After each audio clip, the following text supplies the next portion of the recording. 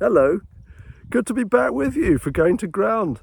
After so long, eons of absence, friends, chasms of delay. I can only apologise for the pause since the last full episode. But here I am, and here we are, back in the familiar, to groundings at least, Wiltshire landscape off the Ridgeway, between the Ridgeway and the Avebury Stones.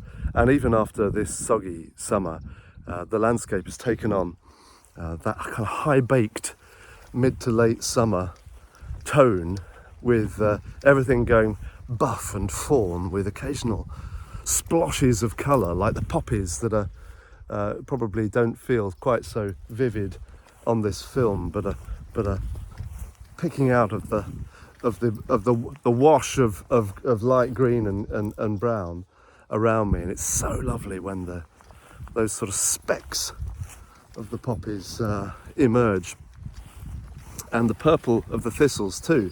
So it's a nice impressionistic landscape, and I'm very glad to make contact again.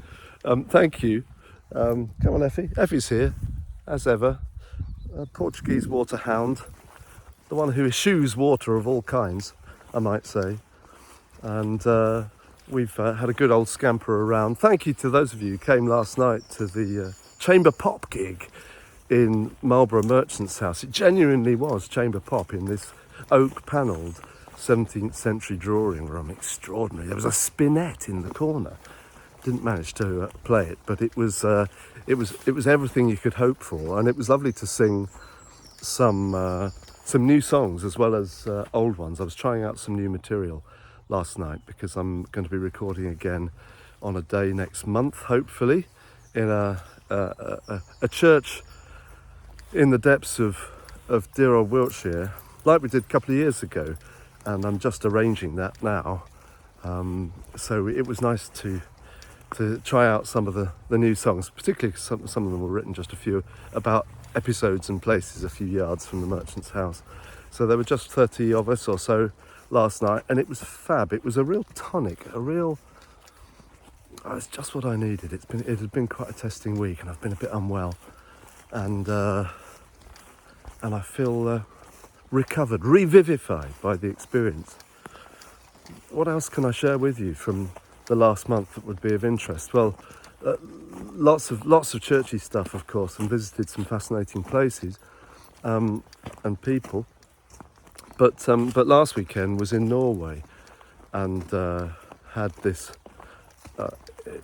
opportunity to a concert for a festival there, where they love singer-songwriters.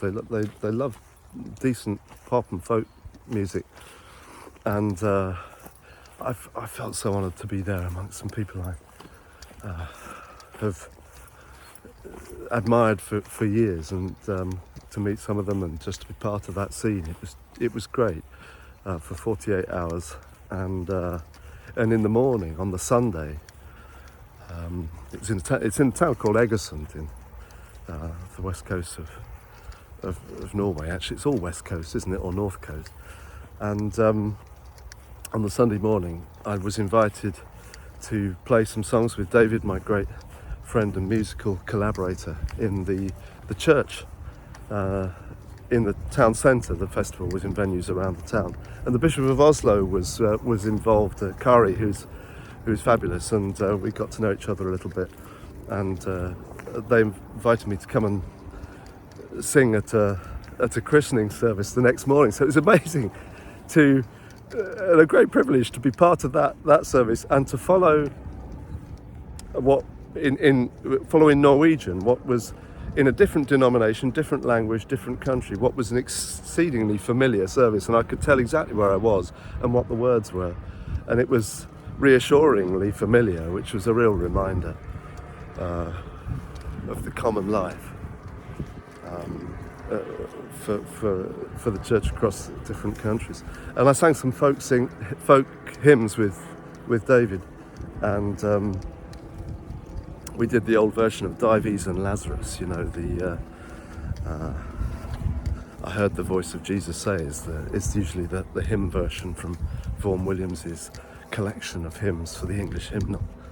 And it was it was just lovely. I felt so honoured to be there, as I say, and back into the thick of it and into the swing of it. And here we are with the barley. Let me show you the barley ready for the sickle. John Barleycorn must die. It's that time, on the brink of harvest, and the land ripe and ready. And it's very good to connect with you again. So look forward to staying in touch, and God bless you as you go to ground.